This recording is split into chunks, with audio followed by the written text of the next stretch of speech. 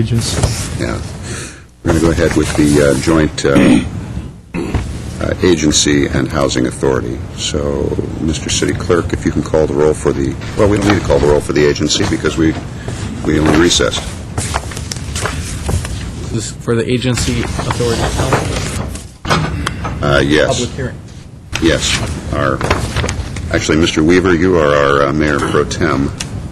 Mayor is out, so... We'll call for City Council. Council members Draymond. Here. Caro. Here. Here. Mayor Najarian. Mayor Pro Tem Weaver. Here. Okay, we have your report. We need a roll call for agency. Well, we didn't recess we didn't adjourn We the... recessed, but we're coming out of recess Then again, can we Mr. have a Howard? roll call, please, then, for the agency? Oh, yeah. Agency members Najarian. Quintero. Here. Weaver. Here. Yusefian. Here. Chairman Draymond. Here. Thank you. May we have your, You don't have, we have your report. agency and Well, is this not for housing as well? So this is the redevelopment and council. Redevelopment and Council. Okay.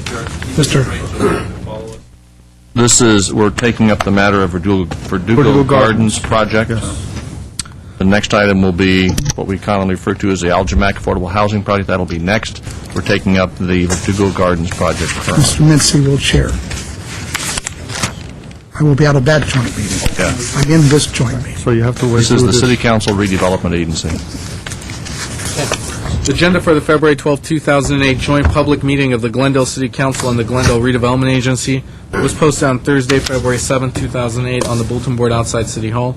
This is a public hearing, Director of Development Services regarding the Verdugo Gardens project, 610 and 626 North Central Avenue, final environmental impact report and final project approvals, including a statutory development agreement and a parking exception. 1A is an agency resolution certifying that the redevelopment agency has reviewed and considered the information in the final EIR for the project, making certain findings and determinations regarding the environmental effects of the project and adopting a statement of overriding considerations and mitigation monitoring and reporting program.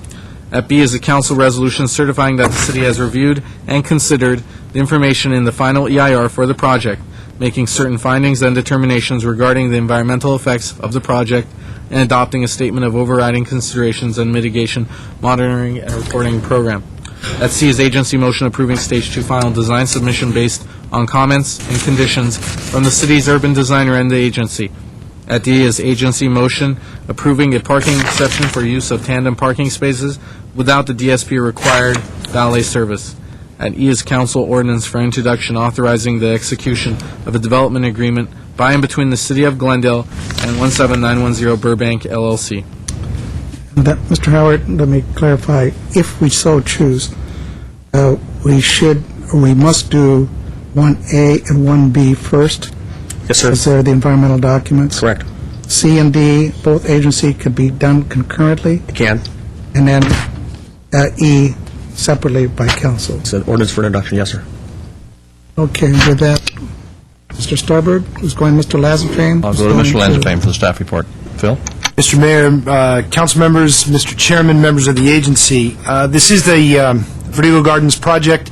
It is the fourth project that we're bringing to you under the recently adopted downtown specific plan. This project is located in the Gateway District. It is a mixed-use product, 287 condominium units, 3,236 square feet of commercial. Like the others, there are, as noted by the clerk, a series of approvals for your consideration today. We do have the environmental that has been studied and commented on and responded, design review, the parking exception. The project does provide the number of spaces, however, some of them are in a tandem configuration. The developer will touch on that design in their presentation. And then we have a development agreement. This, in the Gateway District, there's 18 stories that are allowed. The project takes advantage of some of the incentives that you adopted with the downtown specific plan, namely public open space, public open space and signature design. Those allow the project to go to 24 stories. Today's presentation we've broken down in different sections to address each of those.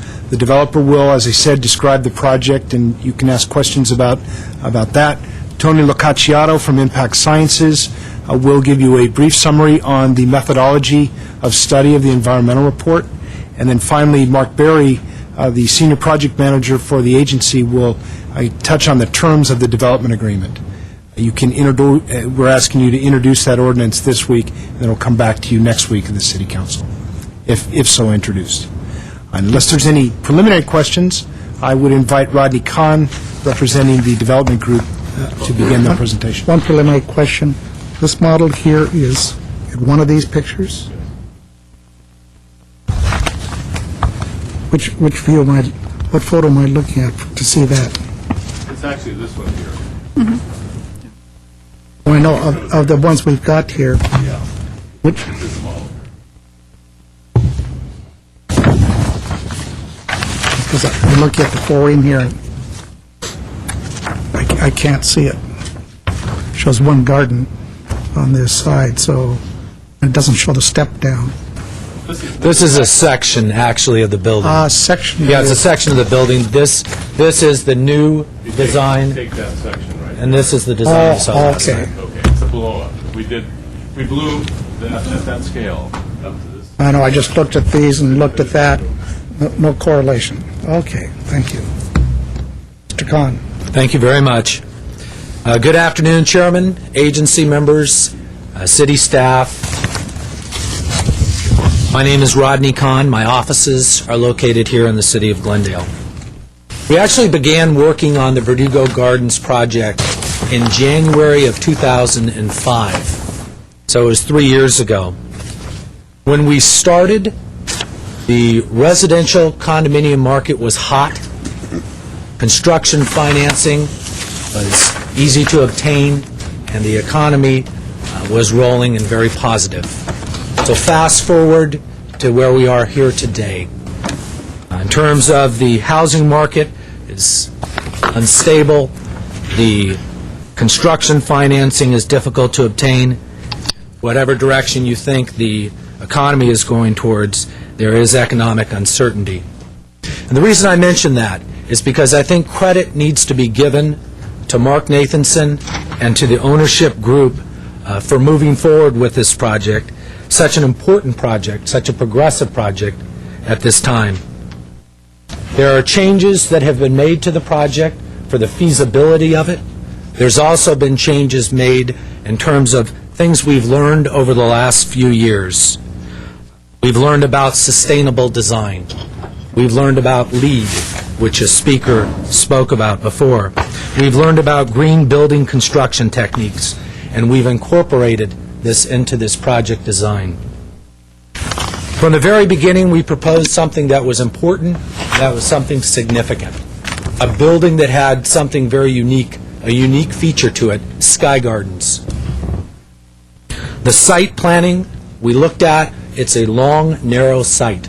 So the building was reflective in terms of the orientation. We also looked at something that was very important, which is the site itself and where it's located.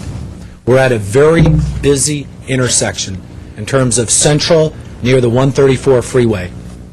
And what we were able to do was we were able to dedicate land from our site along Central Avenue so that we would have enhanced traffic circulation for that area. Along Sanchez, we also have a 10-foot dedication for a new traffic lane, and also along Duran on the south side, a new 10-foot dedication for traffic lane. So this would substantially improve traffic circulation for our project and for the community of Glendale as well. The two incentives which were touched upon, public open space and signature design. The first, code requires a certain percentage, 5% of our open space to be publicly open and accessible. And that translates to about 3,400 square feet of our open space. What we are providing is about 3 times that amount. And that amount equates to about 10,700 square feet. And it's open space that's functional. It's open space that's usable. It has a garden. It has a water feature. It has outdoor seating. This is an area that the general public can actually use and enjoy. In addition to our public open space, we have private open space for the project residents. We have tennis courts, swimming pool, barbecue areas, bowling greens, children play areas, and the list goes on. We also have indoor amenities such as a screening room, fitness center, other recreational and gathering rooms as amenities for the project. Over the past few years, we've done community outreach. We've met with the Downtown Merchants Association and received their support. We've had discussions and received support from the Chamber of Commerce. We've talked with local realtors, got their input, received their advice. We've talked with members from the community. We've talked with members from the homeowners associations as well. All of these folks thought that this was a very well-designed building. They thought it was appropriately located, and they thought it was a project that they could support. And we have some members from the community here to speak on our behalf today, as well as support from both the Chamber and the Downtown Merchants Association. I'm here pretty much to set the table. I'd like to have our architect, Bill Fain, from Johnson Fain. He'll discuss with you the architecture, the changes that have taken place. We have Mark Rios, and I think he will speak about the Sky Gardens and his vision and his understanding for those. Paul Keller, part of the ownership group, and what he'll talk about is some of the sustainable designs and how the commitment of the ownership to those elements and how important that is. And then we're going to briefly have a kind of a wrap-up from Mark Dillon, who's our counsel, who wants to discuss briefly the project entitlements. I'll conclude my remarks. I'll step aside. If there are any questions of me, I'd be happy to answer them. Seeing none, thank you. Thank you very You much. may be back. Oh, I'm sorry, you're back. Sorry.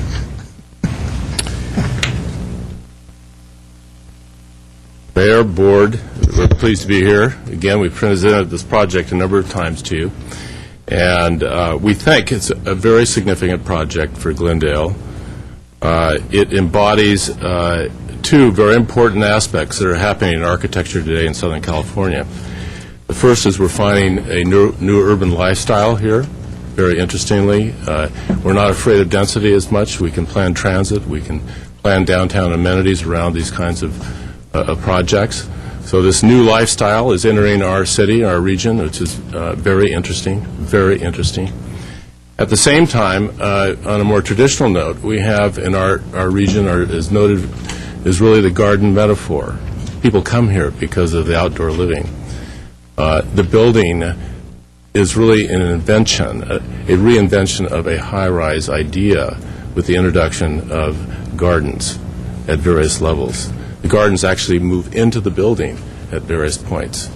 It's a new idea, and it's an important idea that distinguishes Los Angeles and Glendale from the rest of the United States. We've done this through a series of interventions. The Sky Garden, which we've talked about, and the buildings we've talked about. Wait. Also, Microphone, sorry. use the model, if you don't mind.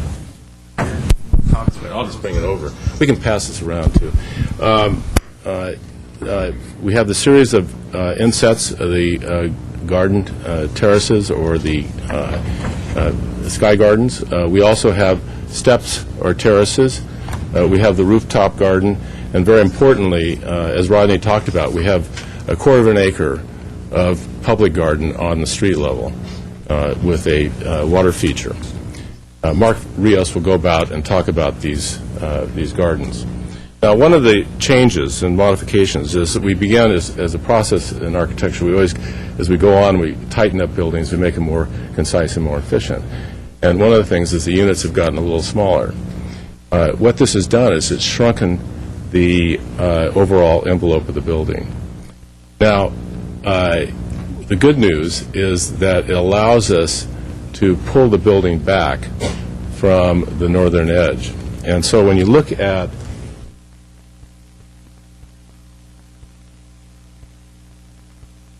this plan located here, you can see that the building footprint used to come out to this point.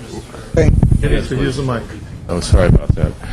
Okay, so that the setback, what it does is it shrinks the footprint, so it brings it back to a location about here. So this building adjoining, which is always, this massive office building, we're actually being able to offset them to a greater degree. So views from both the buildings actually can view by each other. So that's one of the advantages. So that's the former site? Yes, it actually used to go forward all the way to the front, you see, and we're pulling back to about this location, a full bay. Drawing of that? Yes, you can see it here. Here's the new alignment here. This is where it went before. So it actually shrunk the building footprint. At the same time, it shrinks the skin, so we don't have as much surface area.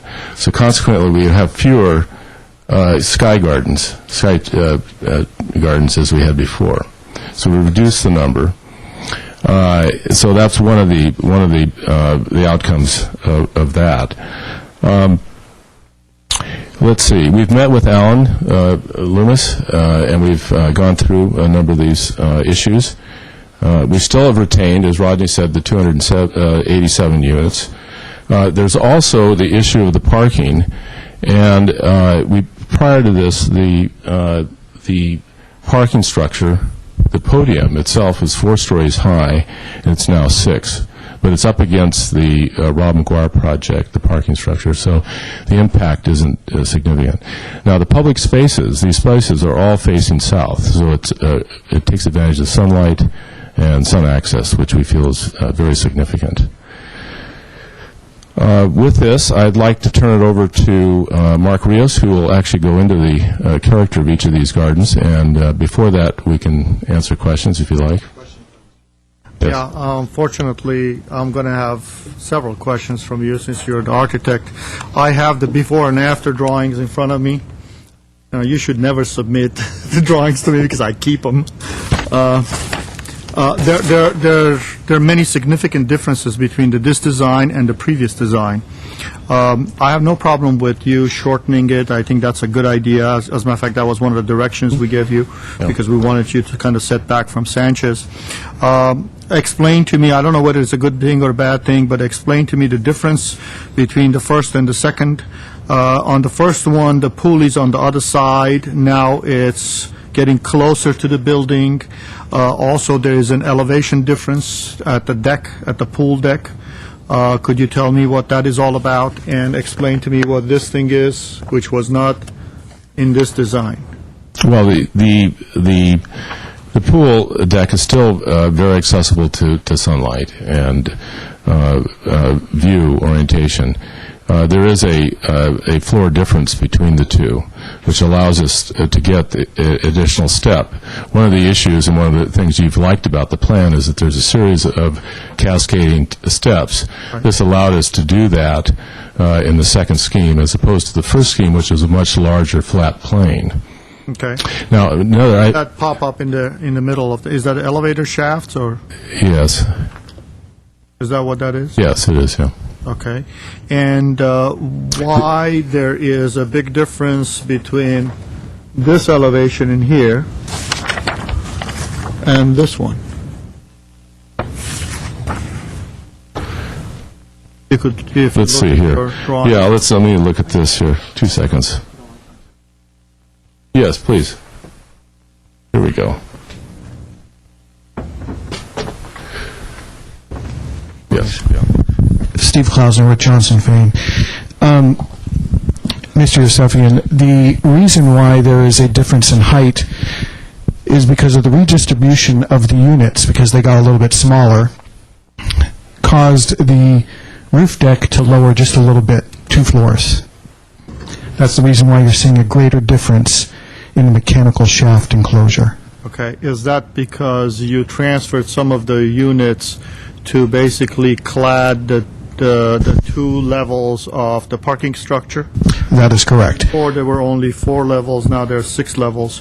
So you're cladding them, and that's why you're using those number of units there. That is correct. Okay, so it's leaving your mechanical shaft a little bit higher, Correct. And that is to remain consistent with, what the existing was. well, actually, to remain consistent with continuously wrapping the parking structure, which was apparently key in the design of this So the building. units that you saved from the top, it went down there? That's why correct. it dropped you They had the been- height of the building. Correct. They had been flats, yes. And what is that you're using on the cladding for the mechanical? The cladding on the mechanical is a baked enamel panel. Okay. Which is a little bit more attractive than what this was in here before. So I don't have a problem with that one. That's fine. If you look at these two projects side by side, you will see you basically have connected those two sections of the towers. Right. If you see that, that's the previous one, Yeah. and there's the other one. Correct. Artie, can I have the pointer, please? The laser. Yeah, it's right here. Right. Yeah.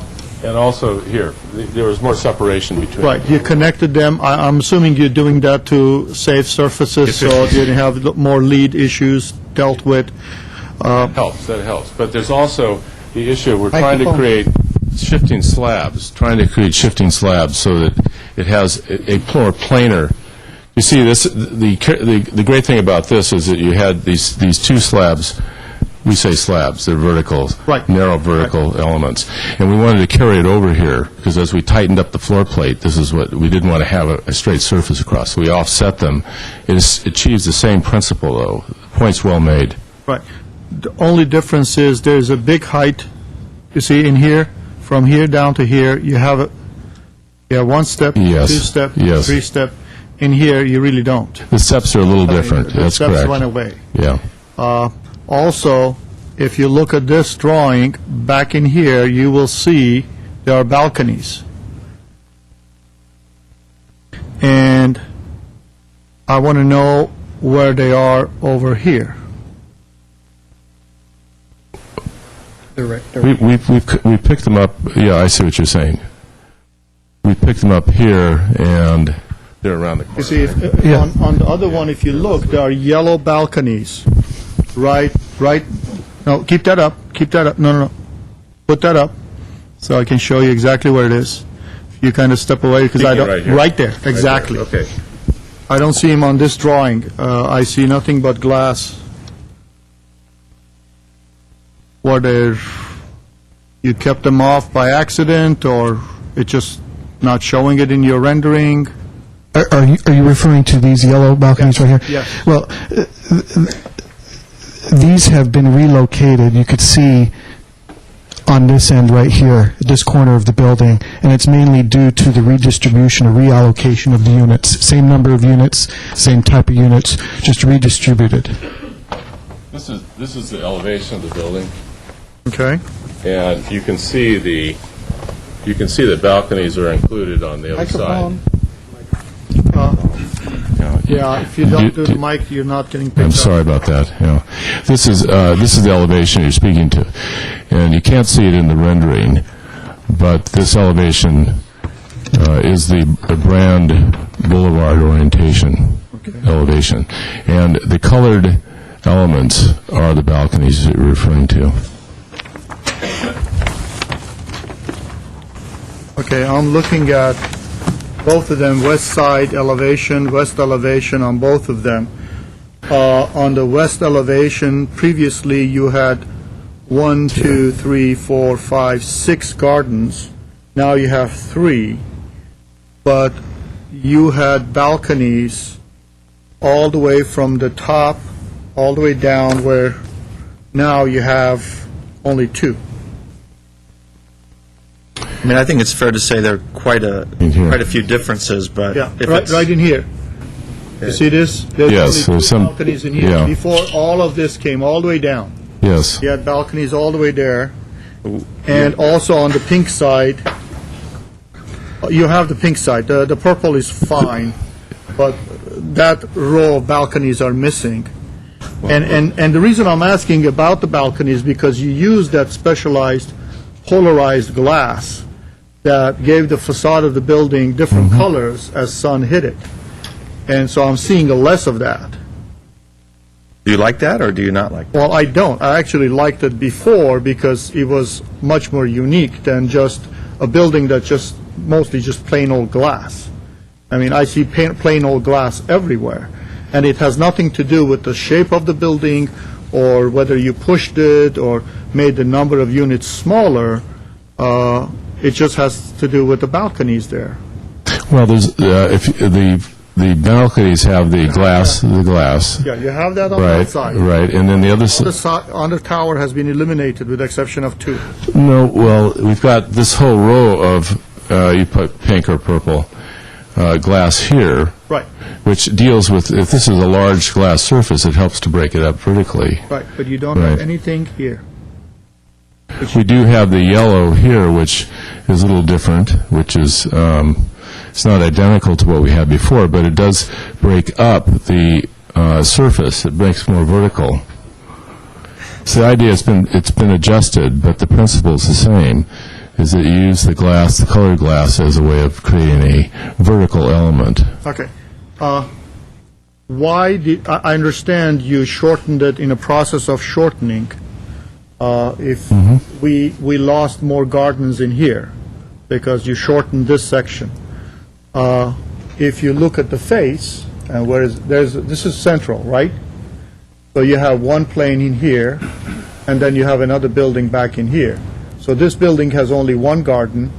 This building in here has two gardens. So there's three in here. Before, you had 6.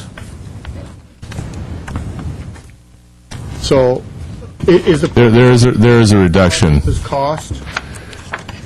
Well, partly it's the reduction of the surface. That is, we have less surface, less a wall, so we have fewer gardens because of that. So both towers shrunk? No, just the width of the entire building facade shrunk. That's right, that's right.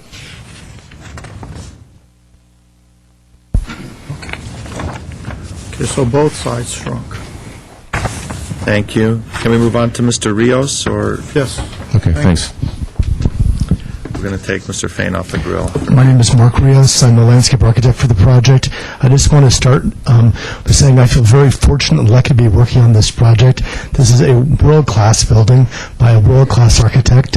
We're working on probably a dozen high-rise projects in our office, and none of them have the iconic potential this project does. This is an incredible piece of architecture. We've been asked to give content and design to the Sky Gardens. The Sky Gardens were an idea from Johnson Fain, which really makes this building just particularly a forward-thinking green piece of architecture. There are 3 types of Sky Gardens which are still in the project, which we had from the beginning. The first one, which is really the most public, is on the corner of Central and Sanchez, and you can see it here in the model. And this garden is really seen as being a gateway piece of the city, that from the freeway and driving down Central, this is a key point which really welcomes you to the Central Business District. It's a 30-foot high cube. It's seen as being a water garden that is kinetic and dynamic in form, and there's a elevation here which shows what it looks like. It fronts on a large lawn, so this lawn is the public park, a quarter of an acre, with this piece sitting on the corner, and it has colored glass and pieces in it that move, and we're looking at ways that those movements are coordinated with water and also with rain. So it's a garden that really takes ideas from the natural environment. That's called the Fallen Garden, That's the Fallen Garden. symbolic of our fall from grace, of our No, fallen from the sky. You're right. bad perfection and Right. heavenly grace, but now No, it's going to be pretty cool. We're also thinking about some dynamic things with the fountain, so that perhaps, on the hour, it might be like an urban cuckoo clock, that water might come down it and do things. I expect to see people lined up waiting for, every noon hour to come. It needs to be very interactive and very popular. The second... Mr. Chair, just for those who are listening in and heard just that, it is not a cuckoo clock. Okay. The second form of Sky Gardens are semi-public. They're up on the main terrace level, the amenity level. There are two of them. One of them is seen as being, let's see if we can get that information. A main amenity area for the residents to hang out and dine in, and this is seen as a fire garden as far as its color and form. It gives great views out to the east, and on that same level, we also have a children's play garden that has dynamic forms in them. They're very sculptural. The kids can go inside these, look at the sky, various kinds of windows. And then within the building, there are 5 other gardens, which basically are 3 stories tall. This particular garden is our orange grove garden that has sort of symbolic orange trees that are up on the ceiling, hanging down, so you're sort of upside down in an orange grove, with seating, various wall treatments to make a public space for the residents on those 3 floors to have a communal environment. We had 13 gardens, and now we're down to 8 gardens. We've kept the most important ones. We've kept all the public ones. And with the building tightening up as far as width, it's really a compositional issue of how many gardens you can have based on the face. And I feel really good about where the building is resolved as far as the sky gardens. I think they work, and they're going to be pretty fantastic. Let me ask a question. Not so much geared toward the design, but do you foresee any special management issues that may have to be incorporated into CC&Rs? In your typical condominium complex, some of the most difficult situations are where the residents do come together communally, either at the pool or at the barbecue. You're barbecuing too long, you didn't clean up, you're too loud. Because there is so much open space here, sky gardens and the terraces, and it's a rather unique building that I don't think has ever been designed before. Would you foresee any special need to address those extra opportunities for neighborly discord?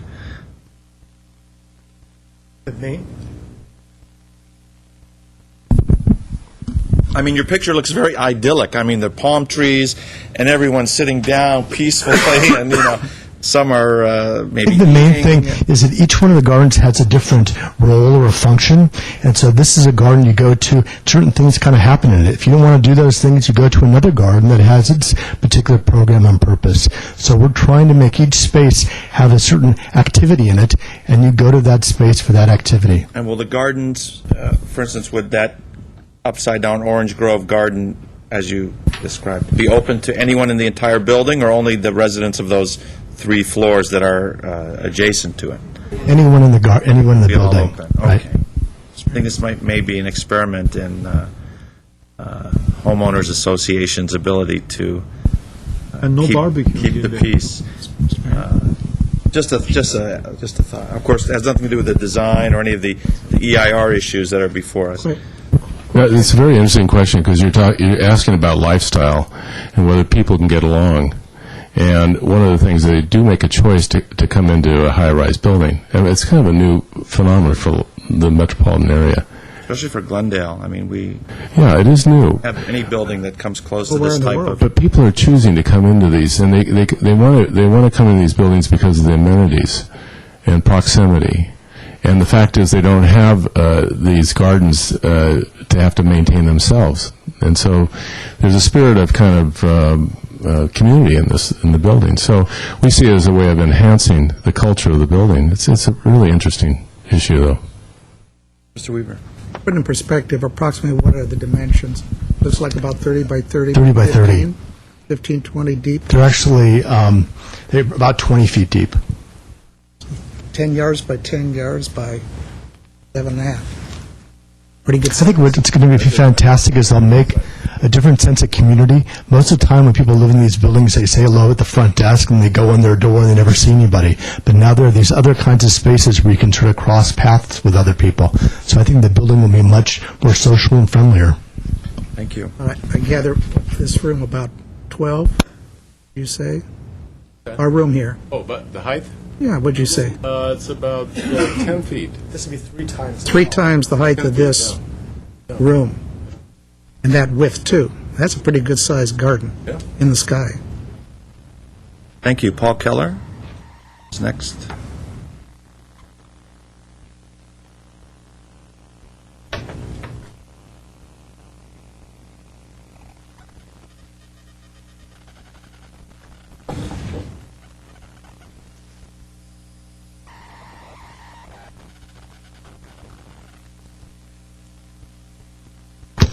Good afternoon, Chairman, members, and city staff. I'm Paul Keller, Principal of Urban Partners and a member of the Mapleton Partnership. The project will be LEED certified.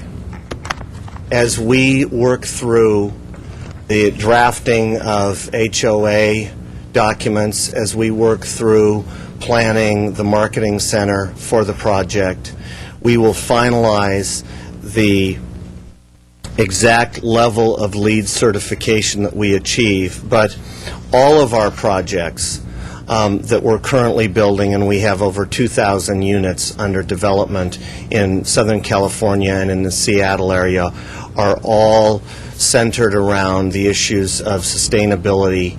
And whether it's in Southern California LEED certification or in the Seattle area, the city of Seattle has a green building policy. All of our projects incorporate those guidelines in each. We plan on, as we move through the LEED certification, we will be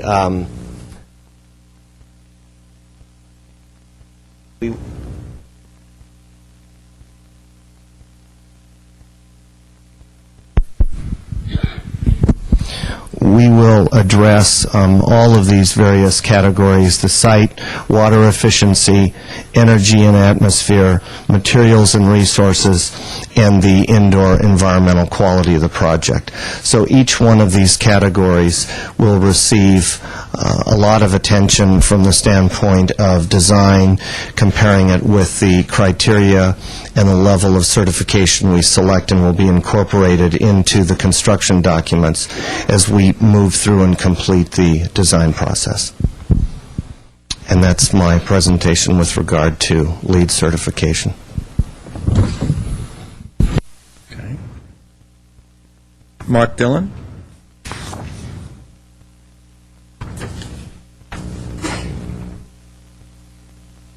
Good afternoon. Mr. Dillon asked if he could speak last. I guess he wanted to follow the summary of the 6 volumes of information in the EIR this afternoon. Good afternoon. Tony Locacciato, Principal of Impact Sciences. We prepared the draft and final environmental impact report with your staff. They asked me to walk you through organization of it and the major findings.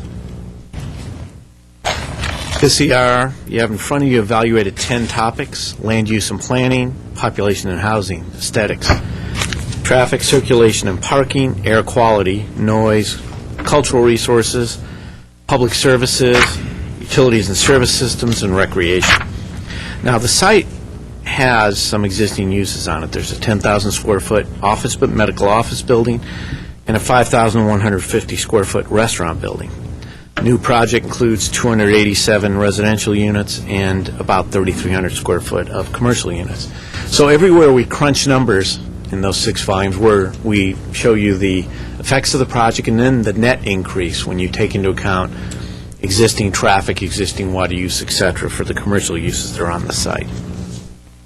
Wanted to run through those topics where no significant impacts were identified. Those where some significant impacts were identified, but also measures to mitigate those impacts to a less than significant level. Finally, those topics where the final EIR still identifies some unavoidable significant impacts. First, with regard to land use and planning, project as proposed is consistent with your downtown specific plan and with the relevant and applicable policies in the redevelopment plan, the city's general plan, and also those in the Southern California Association of Governments Regional Comprehensive Planning Guide. Population and housing, with the mix of 1, 2, and 3-bedroom units in the project, the project will have a population of about 605 residents and a small number of employees, about a dozen at any one time, in the 3,300 square feet of commercial. That growth is within adopted growth projections for your city and for the sub-region it's in. With regard to aesthetics, we looked at scenic views and vistas, impacts on the visual character of the site and the area. Those impacts were not significant. Shade and shadow was also looked at in detail. With any project of this size, we have computer modeling of the shade and shadow patterns in both summer and winter. looking for any solar-sensitive uses, public outdoor areas, and commercial uses, certainly residential areas, parks, anywhere else that would be shaded for more than 2 hours a day. None will, so no significant shade and shadow impacts are identified. In addition, throughout the CR, we look, of course, not only at the project impacts, but the impacts of this and all the other projects proposed in downtown. So in the draft EIR, we have a list of about 50 individual projects that are considered with the project impacts. None of those projects, for example, are close enough to result in any combined shade and shadow impacts with this proposed tower. Traffic, circulation, and parking. Project traffic engineers are here today to answer any detailed questions. It was mentioned earlier, a project includes 10-foot dedications in all the surrounding streets, which adds lane capacities. Also looked at other potential circulation impacts, the locations of the driveways. They've been located to minimize conflicts with pedestrians and other vehicles. There's also some turn restrictions proposed at those driveways. So no significant circulation impacts were identified. Traffic study looks at the operations of 8 intersections around the site. The new uses proposed would generate about 100 AM peak hour trips and about 120 PM peak hour trips. Existing commercial uses generate trips. When you look at the net difference, be about 70 additional AM peak hour trips, as the commercial uses don't generate a lot during the morning. When you get to the evening peak hour, net change is about 24 trips. It's about an increase of 25 peak hour trips during the PM. Also looked at traffic and parking impacts during construction, impacts to the freeway corridor according to applicable regional standards. No significant impacts were identified. The parking supply, as was earlier mentioned, the parking supply proposed meets the code requirements and also meets the demand under a separate demand analysis that was conducted. Air quality, all the project and cumulative impacts are quantitatively under the thresholds the Air District recommends the city looks at. No significant air quality impacts. With regard to noise, we looked at increase in roadway noise from the additional trips, as well as potential vibration impacts during construction. Those are not significant in relation to the quantitative standards used in the analysis. Cultural resources section focuses on the existing buildings, whether they have any historical value. The building on the corner of Central and Duran was actually part of a complex of 4 buildings at that intersection that were all built between 1950 and 1963. So the project historian looked at those combined buildings together as a potential resource, as well as the individual buildings. They don't meet any standards and were not identified as potential historic resources. Public services section looks at fire, emergency management services, police and schools. The project impact on police services was not identified as significant. This is the Glendale Police Department looked at the mix of uses, said they'd have an increase of maybe 4 to 5 calls per month, and that's not a significant impact on police services. Utilities and service systems. I want to spend a minute or two on water. Some comments came up and questions at the Planning Commission hearing. ER contains an estimate of the water demand for the project. Glendale Water and Power uses a rate of about 700 to 800 cubic feet per month for a multifamily unit. And that's equivalent to about 200 gallons per day. Times the number of units, we're looking at about 64 acre-feet per year of water. There's another 3 acres or so, 3.5 for the landscaping. So about 69 acre-feet per year total water demand. Current uses use about 10 acre-feet. So you net those out, we've got about an increase in demand overall, about 59 acre-feet per year. We included information from the city's 2005 Urban Water Management Plan in the draft EIR. In the final EIR, staff had prepared an amendment updating that plan due to some changes in supply and other factors. As you are probably aware, the city receives about 70% of its water from the Metropolitan Water District. Turn Met gets a lot of that water from the State Water Project. There's been a lot of news about changes in water supplies. At the Planning Commission, we discussed some of that new information, which is not in the EIR, but does not change the conclusions in it. Specifically, the state issued the State Water Project Reliability Report at the end of January. Takes into account changes that have been enforced by a recent court decision reducing the amount of water you can pass through the Sacramento River Delta, as well as the current drought we're in. It shows, of course, changes in the amount of water, but as far as overall reliability, not a substantial reduction in the amount of water. Metropolitan Water District, in turn, adopted a water surplus and drought management plan in 1999. They're having a meeting this afternoon, actually, to look at adopting a new water supply allocation plan. I know your staff's here to talk about that, too. It, again, doesn't show a substantial change in the amount of water Glendale would receive. So, while there has been a lot of breaking news related to water, it doesn't affect the information or findings in the EIR. Project demand will be under 0.25% of the city's current total water use, and the supplies are available and sufficient to serve the project.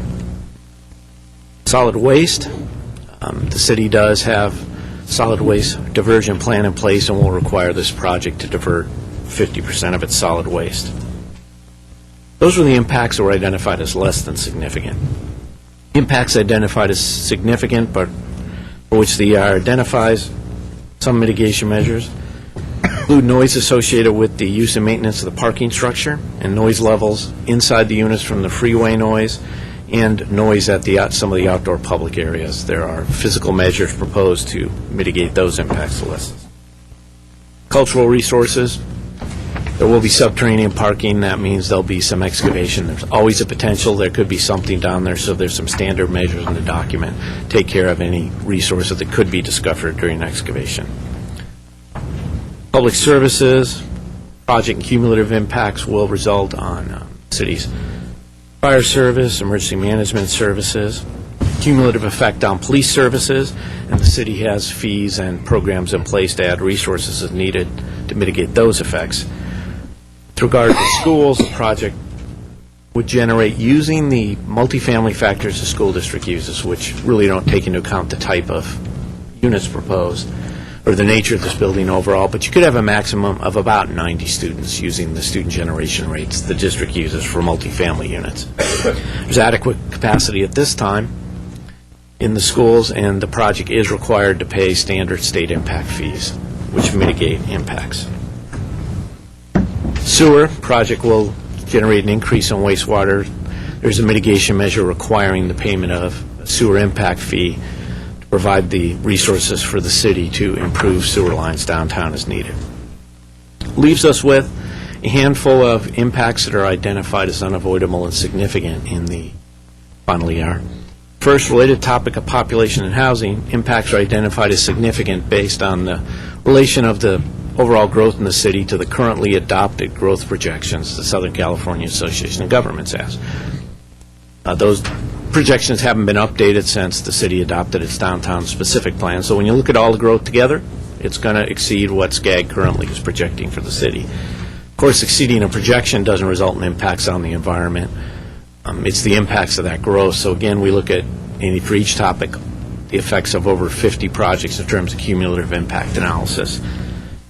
Construction noise periodically could be above the city standards, as you'd expect with any project of this size once under construction.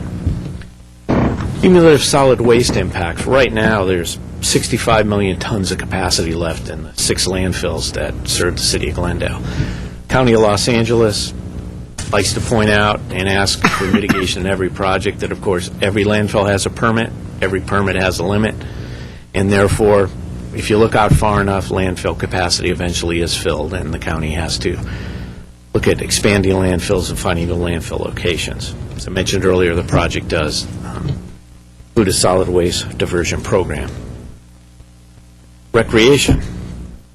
The project will pay the city's newly adopted recreation fee, and as you know, the council has determined to allocate a portion of tax increment in the redevelopment areas also. That'll result in about $1.375 million contributed towards parks. That's not the full cost under the city's new fee, and for that reason alone, this is identified as an unavoidable significant impact in the all is meeting the city's current ordinance but doesn't fully pay the amount necessary as defined in the city's ordinance. This is because it's a pipeline project, and as you know, being the city council, you adopted that fee to apply to new projects and to apply it at a different rate for projects that are already in the pipeline and under review. That's the first 2 volumes of the EIR. Then we gave you 4 in the final. I'll be briefer on those. Volume 1 of the final EIR has a revised summary, some topical responses on a couple of the topics that received most comment, including a full update of that cumulative impact analysis. We received a lot of comments about projects. We fully updated that. 8 projects were added. 5 major projects that were considered in the original analysis are actually no longer moving forward.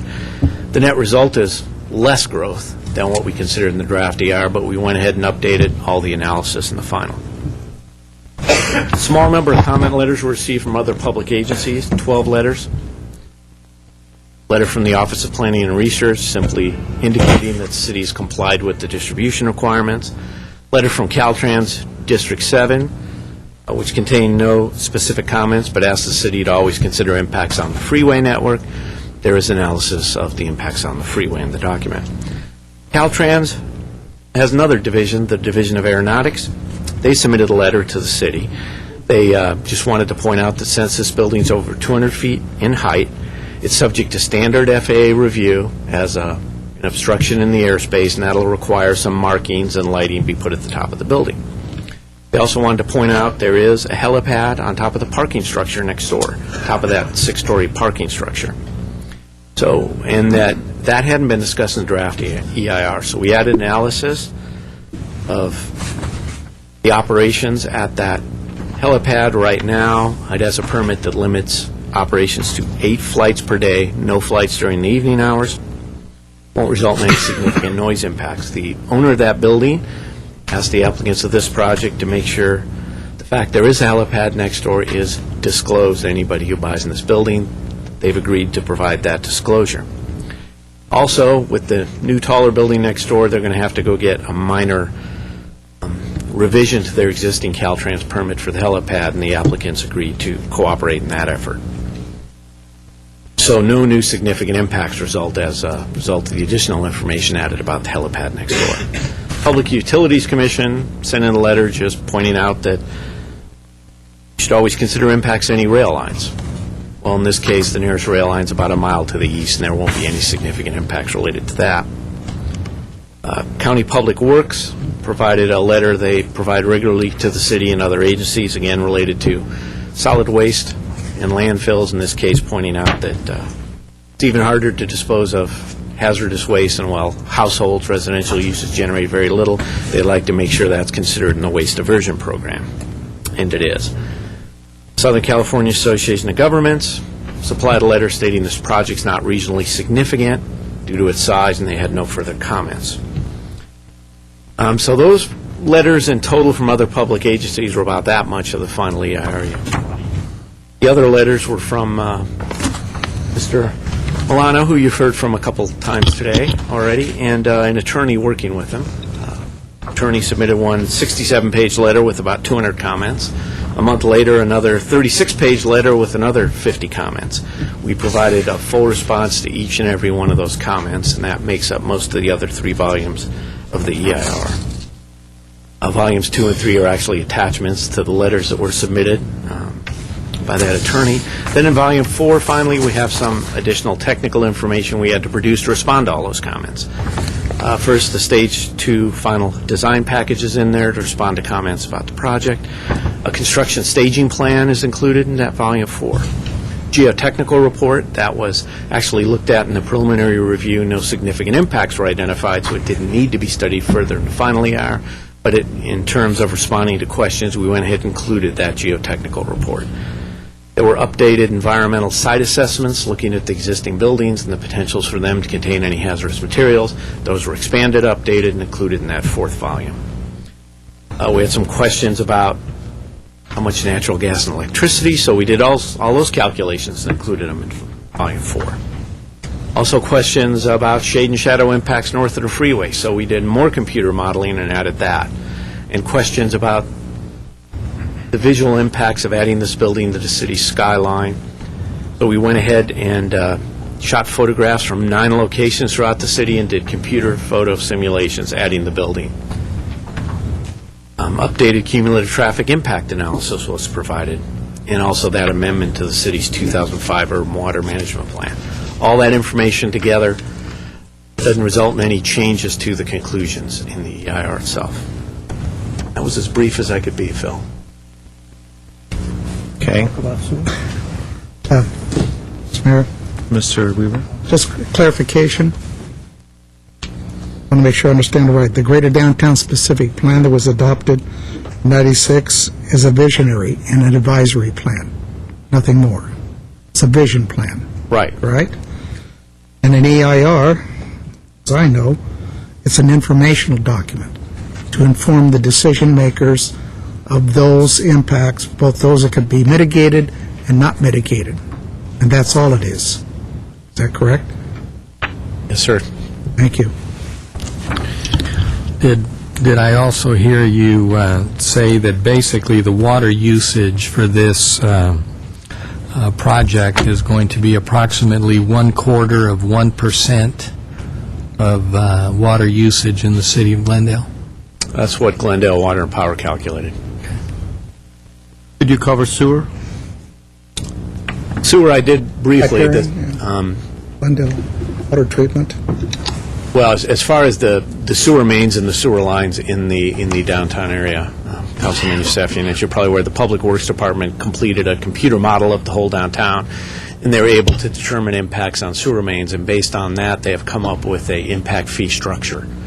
And the project will result in a net increase in wastewater, and based on the fee structure that the Public Works Department has come up with, the project will pay its fair share towards upgrading the sewer mains as needed. Okay, so the cumulative effect will be mitigated by paying a fee that will do the improvements. And now that there's a computer model that can look at the whole system, it can take into account the entire effect of all the projects. Is it also, just one, is it also true that the Glendale wastewater treatment plant is sufficient in size to handle any new inflow with increased diameter pipes? As Councilman Weaver, that's true. That plus you also have the ability to have some of that wastewater go to other treatment plants. So overall, there's sufficient capacity, treatment capacity. Thank you. Let's hear from the public at this point. Is there more? Mr. Dillon? Okay. That was Mr. Locacciato, right? Locacciato. Good afternoon. Very briefly, Mark Dillon, legal representative for the applicant. I'm here to briefly touch on and summarize the requested project approvals that we're seeking here today. As touched on earlier, we are seeking first and foremost certification of the final environmental impact report. After that, we're also seeking your approval of the Stage 2 final design, as well as a parking exception, and the introduction of the ordinance approving the development agreement. The applicant is also committed to a valet-attended amenity with the requested parking exception. We have just submitted a draft plan to city staff, which is under review, and we're happy to take a condition adopting project approval subject to staff review and approval of that valet-attended amenity with the requested parking exception. And that sums up our requested project approvals. Mr. Yusefian. Does the staff provided us with the valet plan? Staff report? It is not included. We received it yesterday, and I think it was being revised again today. So we do not have Do you the final have it program. completed? We do have a draft of that plan. And what does that plan do? What I want to know is, with that plan, do you still need to have, Tandem? Tandem. no, it's a tandem, but do you Parking still need to exception? have an exception, parking exception?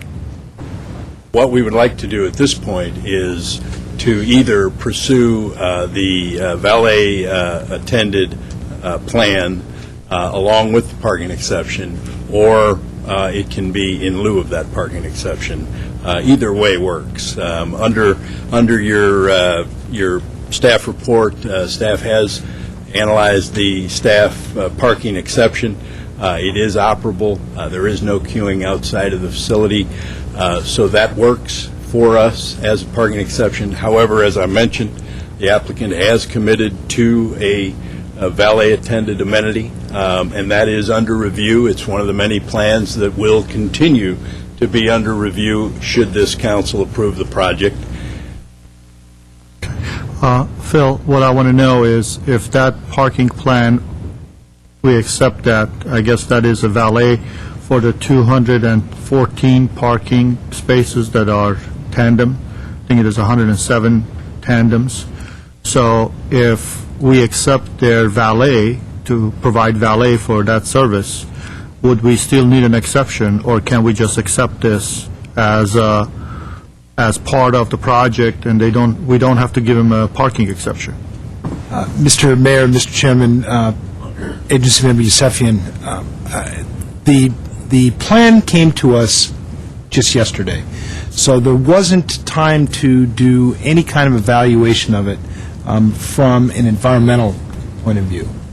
The way I understand the service would work is, as you need your car, correct me if I'm wrong, as you need your car, you could call ahead, meet a valet assistant, attendant at your car if you're in a tandem spot, jockey the cars, keys get given back to the owner, and they drive away. The attendant goes back to his because we weren't able to study that as part of the environmental, what we would recommend you do, it's being offered, and we think it's a positive thing, is we would recommend today, to keep this on track, is that you would consider the parking exception. If you can make the findings, give them the parking exception. If you want to attach that to it, you can condition the parking exception that they provide that amenity service. Right. Ask them to do environmental review on it, assuming that there's no new impact. They could do an addendum that would be an administrative procedure. My issue with giving exemptions is when we give exemptions, the public doesn't know what it means, and next thing you know, they tell us, oh, gee, you exempted them from parking. Now, on this project, they're not asking for any reduction in parking, correct? That's correct. You have the right number. As a matter of fact, you got 5 extra, according to my staff report. Correct. Correct? Okay. So the only difference in here is an issue of parking for tandem parking, which was part of our downtown-specific plan. We said if you have tandem parking, you have to give us a plan for that purpose. So the only exception is for those tandem parkings, correct? That is correct. Okay. So if they are saying they're providing valet for those tandem parking, why do we need to analyze this environmentally? It is not reducing the number of parking. If anything, it is going to make it better. So why do we need to even analyze? Analyze what? You're not reducing any parking spaces. The car number is the same. It's the same place. All you're doing is adding another valet person who's going to move the cars around. It's going to be more convenient. And then I don't have to give him a parking exemption and have to explain to the public, gee, we gave them a public parking exception. And they're going to say, oh, well, how many parking spaces did they not provide? Because that's what they understand. They don't understand the parking issue.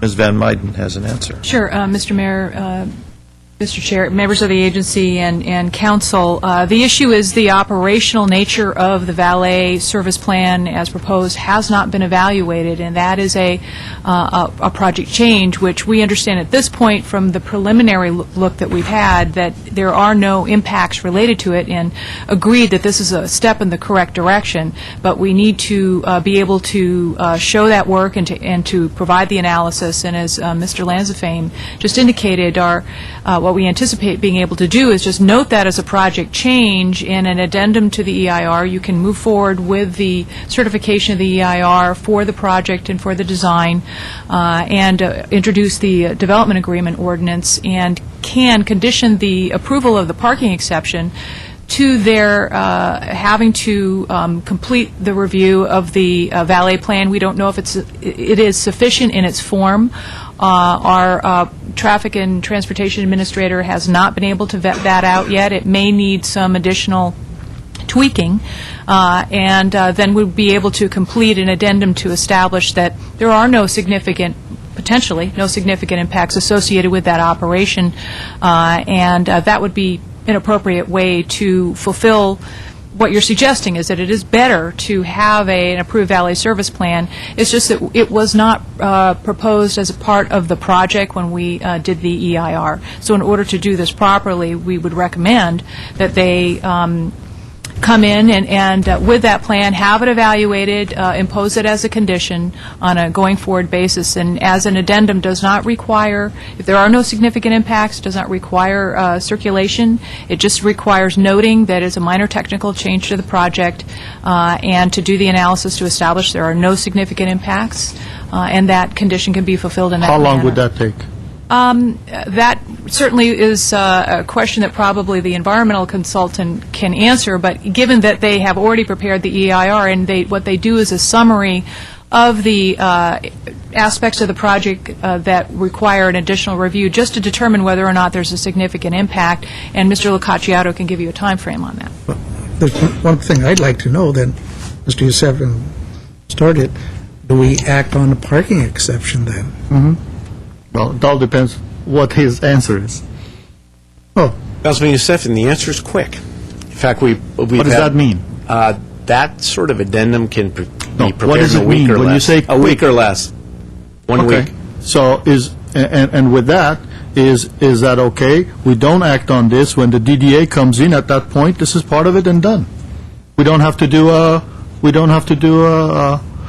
an exemption. We're having a little sidebar here, but you can continue the parking exception until next week, and you can decide whether you want to approve it at that point, or at that point we have a addendum that has sufficiently evaluated the valet plan, and that becomes part of the project. Because I'd rather have the valet plan and not have the valet plan, instead of giving a parking exemption and then have a building that already has a valet plan, but it has that stigma attached to us, which we get nailed on the public community. Oh, you give them an exemption. Now try to explain to the public what that meant.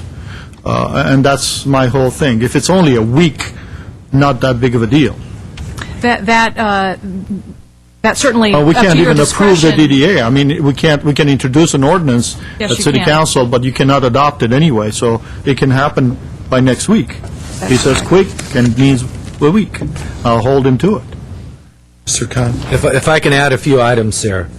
First of all, just as a point of clarification, we have a total of 664 parking spaces, which, as was put in the presentation, it exceeds what the code-required parking is. By 5. By 5. Of that 664 parking spaces, we have 107 sets of tandem parking spaces.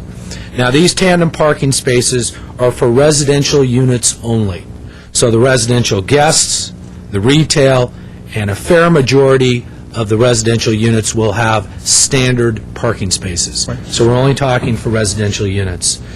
What we're looking at doing, we have a plan that we've brought. And yes, the staff just received this and hasn't had a chance to review it.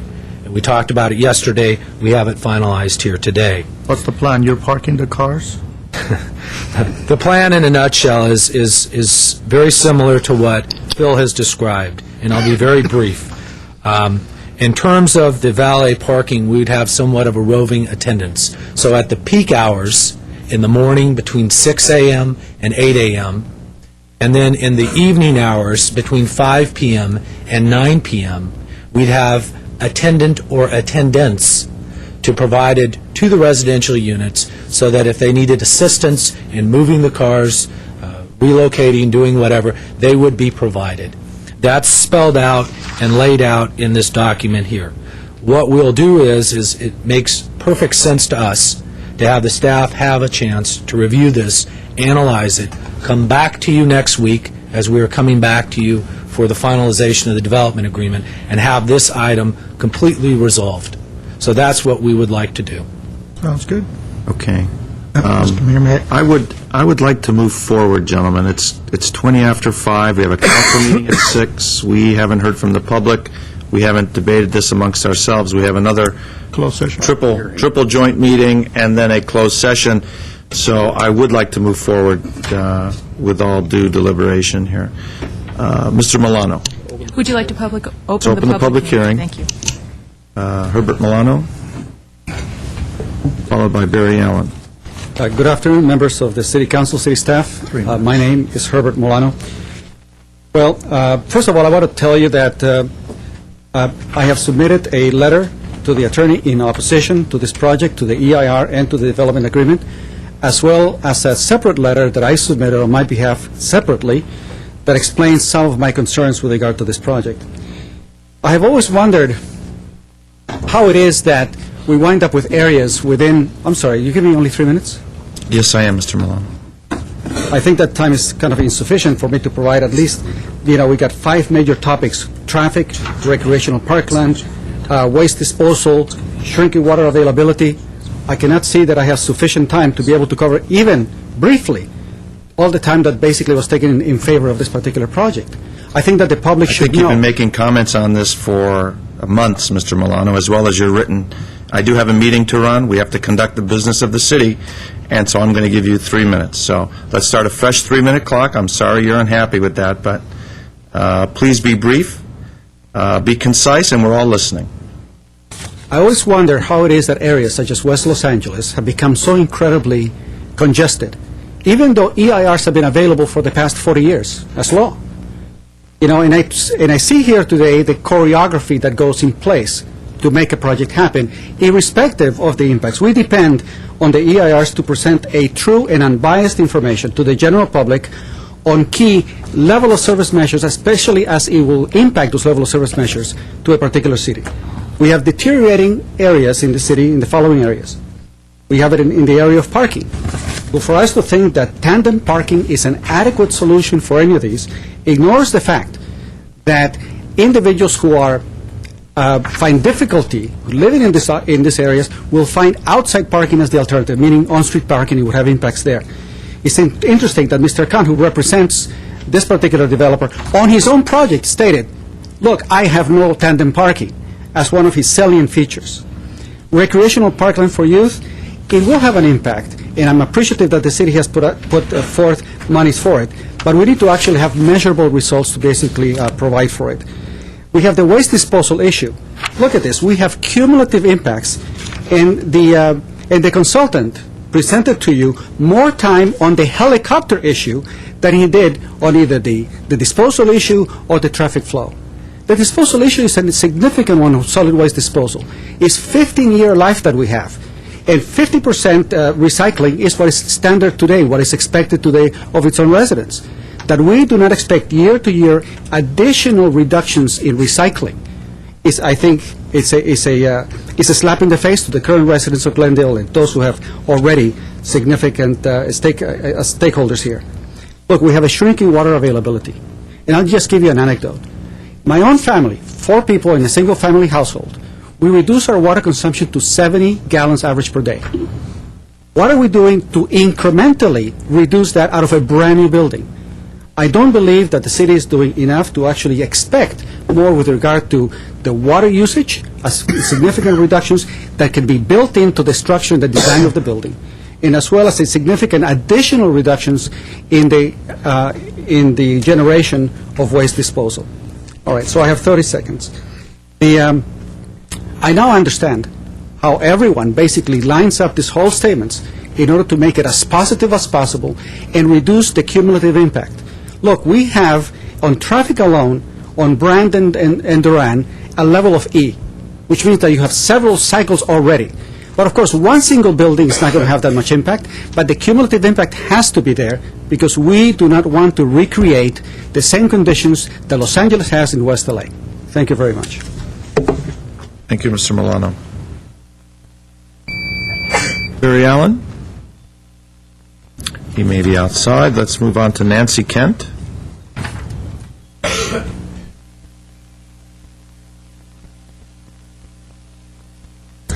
My name is Nancy Kent. I'm a resident of Glendale, and I believe I heard one of the gentlemen say that 50% of the solid waste is going to be diverted, and I hope after I finish speaking, someone can clarify what's the difference between solid waste being diverted and solid waste being recycled. To where is it diverted? Also, I believe I heard when the water was spoken of 1/4 of 1% of Glendale's water. Someone please tell me that I'm not hearing that correctly. Okay, I hope the council will follow the prudent recommendation of the Glendale Planning Commission to require this project be LEED Silver. And I appreciate that the speaker, representative for the building, said it will be LEED certified. And could someone clarify if that will be verified by the U.S. Green Building Council? Next point. I noticed in the staff report that this building is to have a water feature. A water feature sounds very pretty and pleasant, but due to the evaporation of the water that will be in it, and I'm assuming that the water will be recycled, and due to the electricity to pump the water to it, I propose that buildings in 2008 should be allowed to have water features, but since we're being told there is a crisis in Southern California's water supply, it seems old-fashioned to consume extra water and electricity. Now that we're in the 21st century, please consider decreasing a project 1 story of height for each water feature included. Next point, the staff report said that there are special features in this report that were proposed in the hope of getting city approval for extra height, but that some of them have decreased during the planning process. And Councilmember Yusefian pointed out some specifics on that.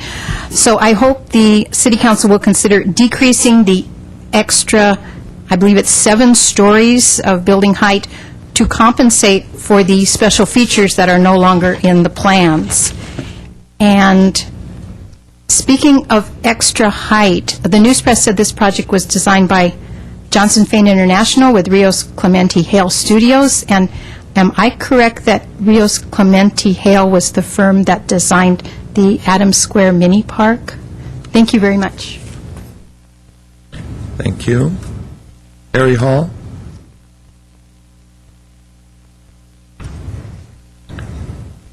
Followed by Larry Tyson.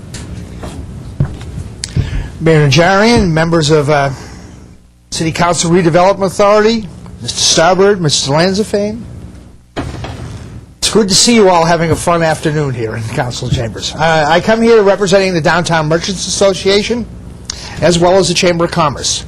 I've talked several times in the past about this project. I know people have issues on a lot of things about it.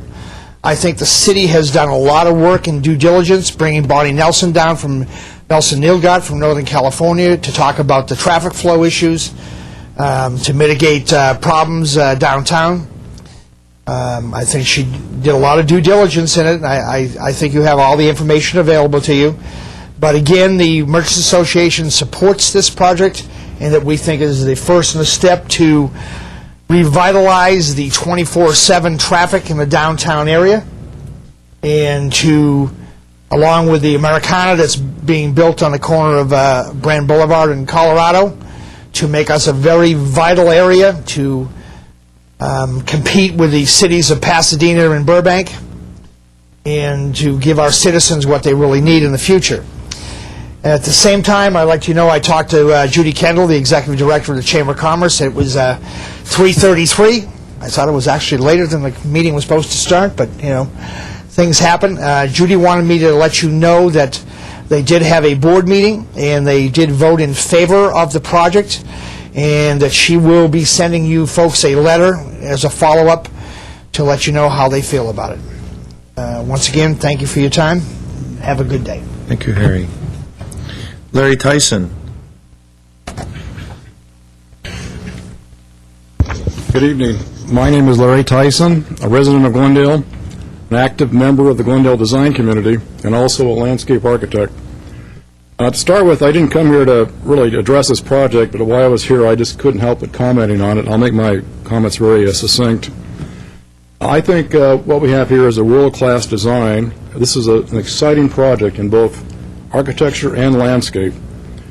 I think the Sky Garden concept is an outstanding creative solution in providing open, usable space to the increasingly vertical density designs being proposed in our city of Glendale. The project landscape architect, Mr. Rios, is taking this concept, I think, in exciting directions. I really am excited about this project. I think that this well-designed project, even though reduced in scale, is the type of high-quality development that should be encouraged within our city. That, I'd like to say kudos to the design team on submitting what I think is sure to be an award-winning project. Thank you. Thank you, Mr. Tyson. Greg Historian.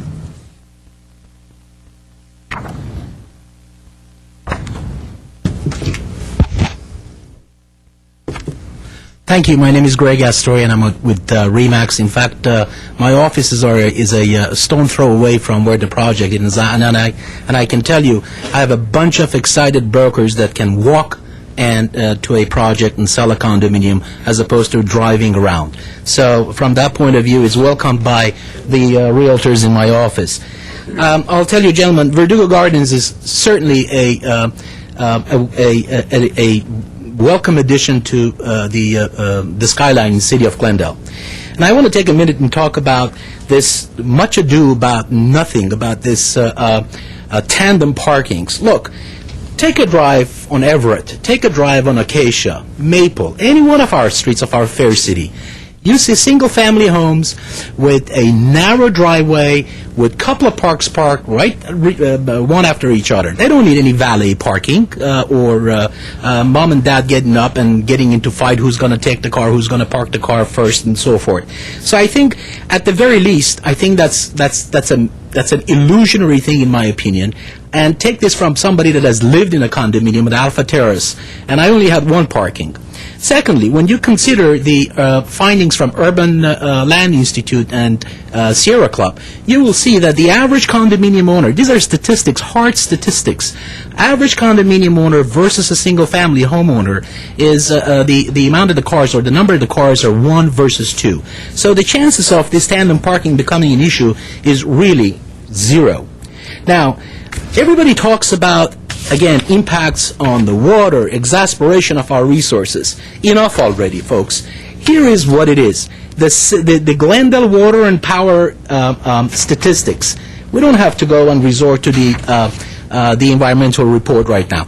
Our own city is telling us that versus a single-family home, a condominium uses about 7.5 HCF of water per month versus 22. Now, when you take that and you consider, according to what you folks did, which is the 26 million square feet of prime Glendale development land, that you took it off the development rolls.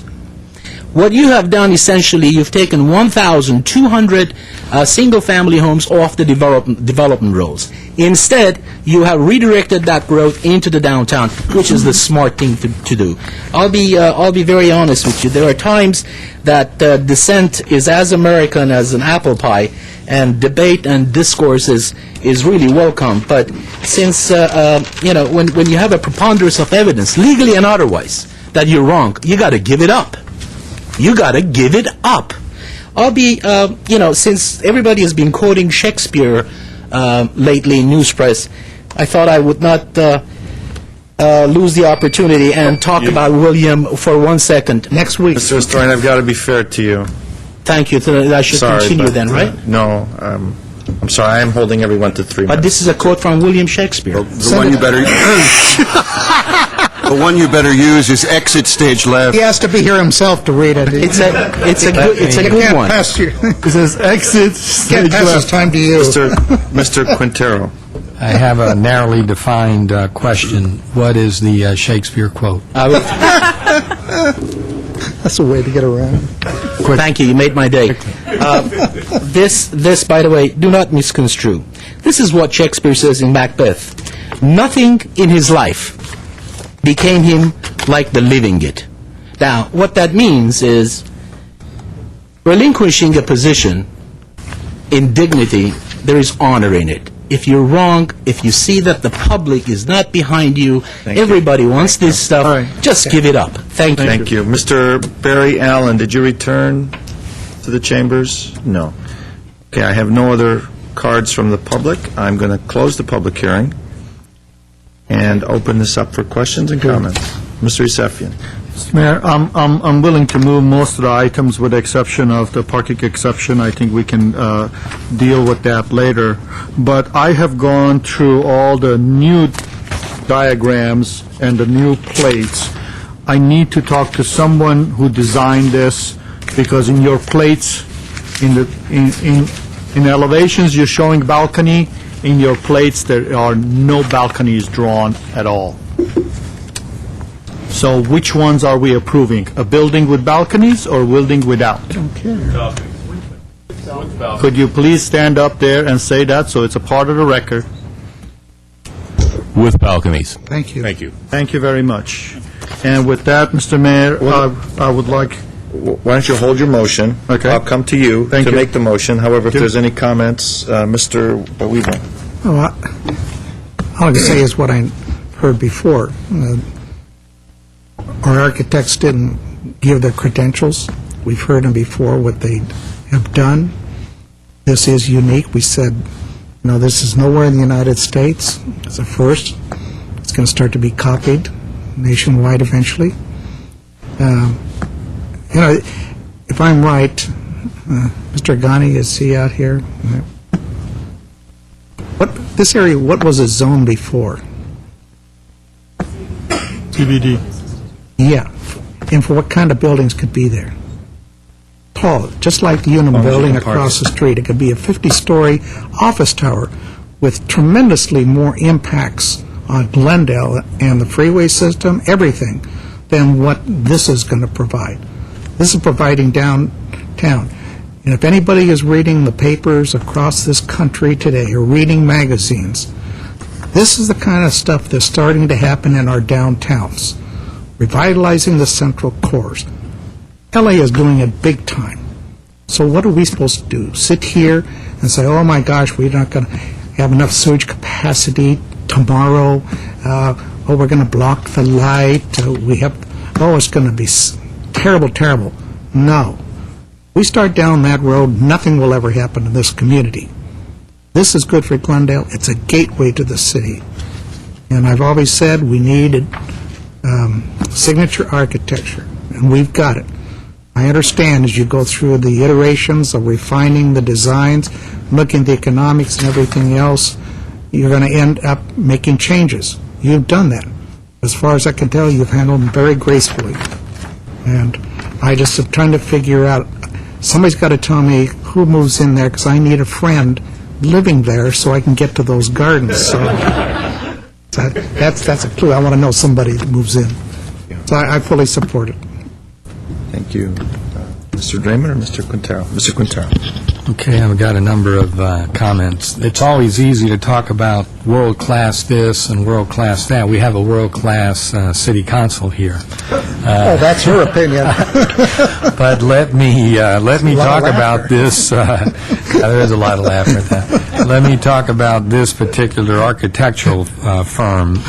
Some of their selected awards, 32 awards, but then in their presentation, when they actually have black and white photos, I wish they were in color, some of the projects that they've done, some of them I'm familiar with. The Metropolitan Lofts, that's an incredible project in downtown Los Angeles, truly unique. I hope they somehow can do something like that in this city, especially along San Fernando Road. Columbia Square, an unbelievable hotel, office, and commercial project in Hollywood. The Ballpark Village next to the Petco Major League Stadium there in San Diego. I was in San Diego last month and got an idea of some of the projects that are going on there. Then Verdugo Gardens is listed, so hopefully that will be just as important to the firm as some of their other projects. A headquarters office in Osaka, Japan, with luxury hotel suites, et cetera, et cetera. The MGM Tower in Los Angeles, and I could go on. They have actually designed the Nestle's headquarters building, which is certainly one of the nicest and most architecturally significant towers here in the downtown Glendale. And then the Fox Towers in Century City. They have a number of buildings in Beijing that they're putting together that are just exquisite. So the point is that this isn't just another ho-hum condominium tower project. It just isn't. It's going to be a signature building, and when you head east on the 134 and you get off at Central, you are truly going to be facing something that is very different, very unique, and something that the entire city is going to be proud of, not just the residents. And I was hoping you might think about buying a condo there, Mr. Weaver. Can't, illegal. But anyway, not just the residents, but the people who are going to get a chance to enjoy visually what they have at that corner, and also the community park that will be, or the community space, I should say, that will be available on that particular corner. Now, in terms of downtown living, that's what I think we've decided to do as a city council. It's been a number of years that we've headed in that direction. To date, there hasn't been too much coming online. Caruso's project, condominium project at Brand in Colorado will literally be the first one that will be coming online, but hopefully this will be the second project, and this is going to introduce a new type of residential living here in the city. The residents of this building, I don't think will be spending a whole lot of time playing baseball, soccer, or anything else. I think they'll be focused on their own amenities in the building, so there'll be virtually no impact as far as I can see. In terms of traffic, not only will it be less than a normal office building, but in addition to that, what hasn't been mentioned today is that there will be an extra lane of traffic added on Central. There'll be one extra lane added on Central for right-hand turns and an extra lane on Sanchez. So we're actually getting there's going to be a relief at that corner when this project is completed. During the construction, obviously, it'll be difficult, but once the project is completed, we're going to be in much better shape at that intersection. Then in terms of the water usage, let's repeat what the EIR and actually Glendale Water and Power confirms, that this building will use 1/4% of the water usage in the entire city of Glendale. So I sure don't see that as a significant impact. And as one of the speakers mentioned, in fact, we've been taking single-family opportunities off the market for years now by buying this open space. So I'm not at all impressed that somehow we're going to add to the burden of water and parks and so forth.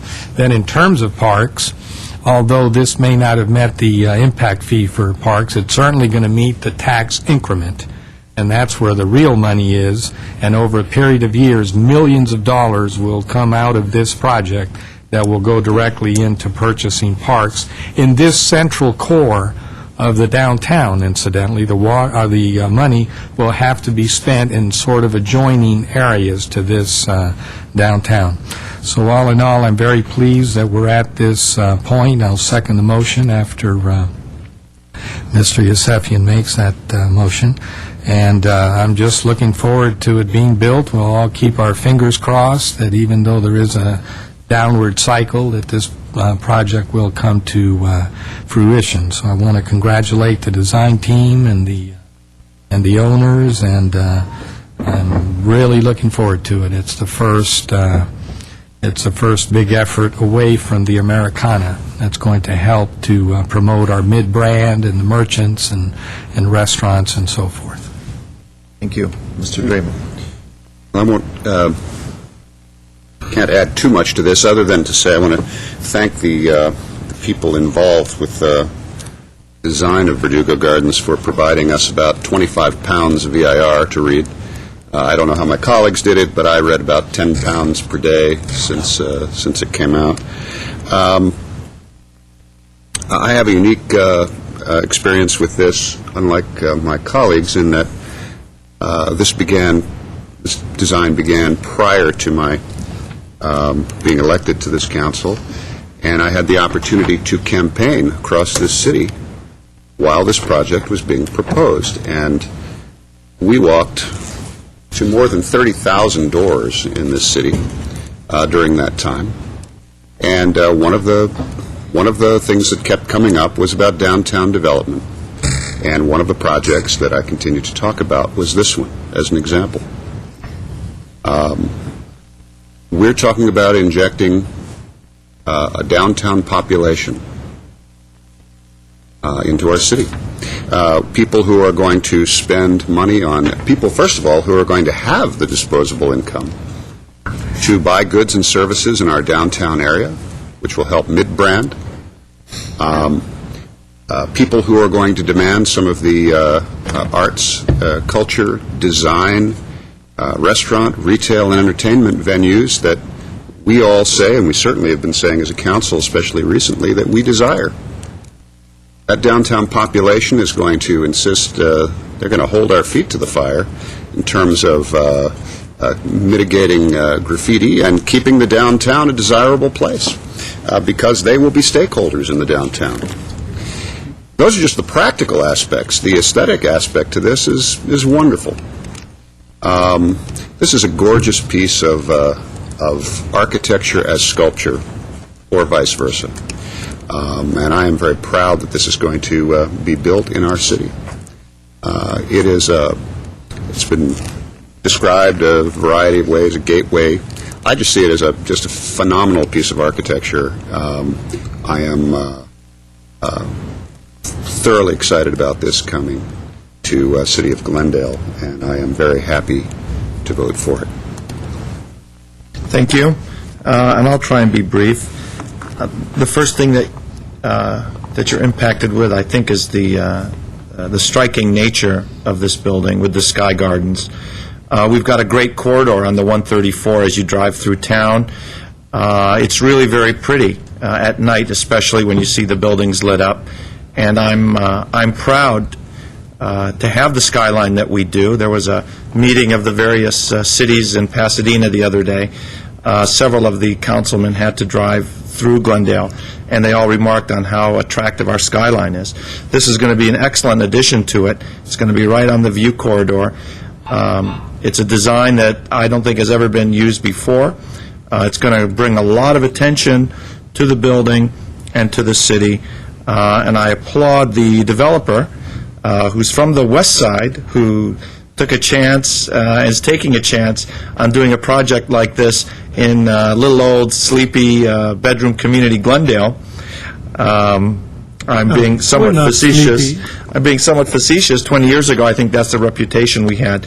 But it's great that we're changing that through quality projects. I think everything that has come before us has been of exceptional quality. This building is no exception. As Mr. Quintero pointed out, it is very encouraging that they are giving up 12 to 15 feet of their frontage along Central and along Sanchez to ease some of the congestion there. I think that intersection will flow much better. I don't think it'll be an E anymore. I think those additional improvements will certainly bring it up a few grades, hopefully to get to the C level or better. It's also on a transit corridor. We're going to have our Beeline bus system right outside there, and that park will be a great place for people to stop. And I can see they'll be waiting under that tree there for our Beeline or our trolley called the Buzz, if we ever get that off the ground, so people won't have to be in their cars when they go downtown or they go throughout the city. I'm very comfortable with the valet for those tandem spots. I think it'll be an excellent amenity for the people that live there.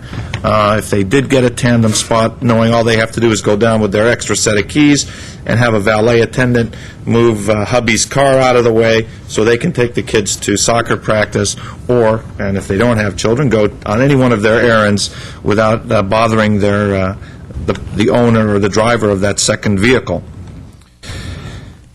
I am hoping that when we do our rebuilding and resurfacing of Central Avenue, that we can pull at that time a recycled water line up to this area, so the landscaping itself can, the watering can be used.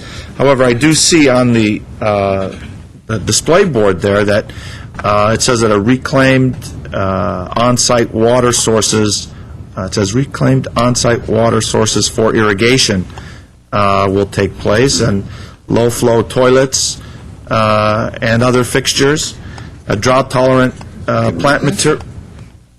Yeah. God, you've got good eyes. Well, water-efficient landscaping.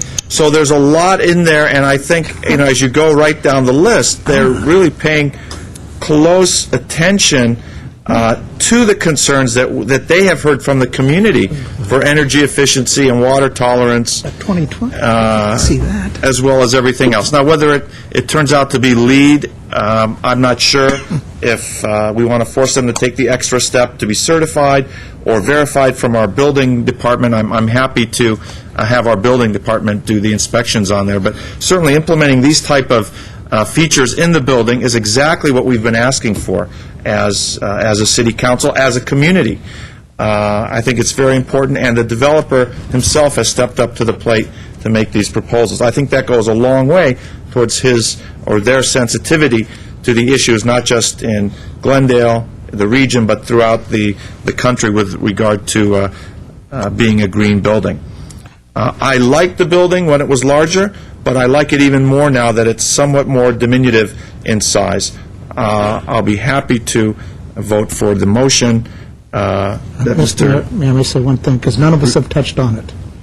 The environmental document, I'm comfortable that we have a superb environmental document, which is over 12 inches in height, and I feel comfortable in making the overriding conditions for those impacts that cannot be mitigated for. And if we pass these motions, we will all certify to that effect. Yes, we'll need to do that. Some of those include enhancement of the pedestrian orientation of downtown through the mixed-use development, improvement of the visual and aesthetic character of downtown, centralizing urban growth in the downtown area. Mr. Quintero talked about the tax base that's going to be increased. So we will be, one of the motions will be making a statement of overriding consideration for the non-mitigatable impacts. Mr. Yusefian, move for the agency? Two resolutions. Mayor, So, Mr. Yusefian. I would like to move for agency on 1A. Second. Okay, let's have the roll call. Agency members Najarian. Yes. Carroll. Yes. Weaver. Aye. Yusefian. Aye. Chairman Draymond. Mr. Mayor, Yes. I'll move 1B. Second. Council. For council? Council resolution. Roll call, please. Council members Draymond. Yes. Carroll. Yes. Weaver. Aye. Yusefian. Aye. Mayor Najarian. Yes. Mayor, I would like to move 1C, agency motion, stage 2, final design submission. With comments, I want to make sure that we enter this as part of the records. It has new colors here, it has all the greening up in here, which is different than the staff report. So I would like to put this as part of the record. And also, I think the architect said that there are balconies, while they're not in the plates, but they are inside the elevation, so they will be done. That's my motion. Second the motion. That's an agency motion. Yes. Agency motion. Yeah, we have a second. Let's call roll. Agency members Najarian. Yes. Quintero. Yes. Weaver. Aye. Yusefian. Aye. Chairman Draymond. Yes. May I ask a question of the city attorney? Yes, Mr. Weaver. Since we're postponing D, do we act on E? You should continue D without further public notice. That was a subject of a public hearing. And E? No, E you can introduce. Okay, I'll introduce, Council can introduce the ordinance. I'll introduce the ordinance of 1E. Thank you. One is introduced. And Mr. Mayor, I would continue the matter on 1D without further public notice. And that would be to the 19th, next week? Yes. Is there a second? Second, Well, if you need one. Yeah. It's an agency, but that's, I assume we can still have the, that's fine. That's, the 19th is fine. Consensus. so with no objection. Yeah, so, Move to adjourn for the housing, redevelopment. Second, we are adjourned. move to adjourn for the city council. Second. Council is adjourned. Mr. Draymond.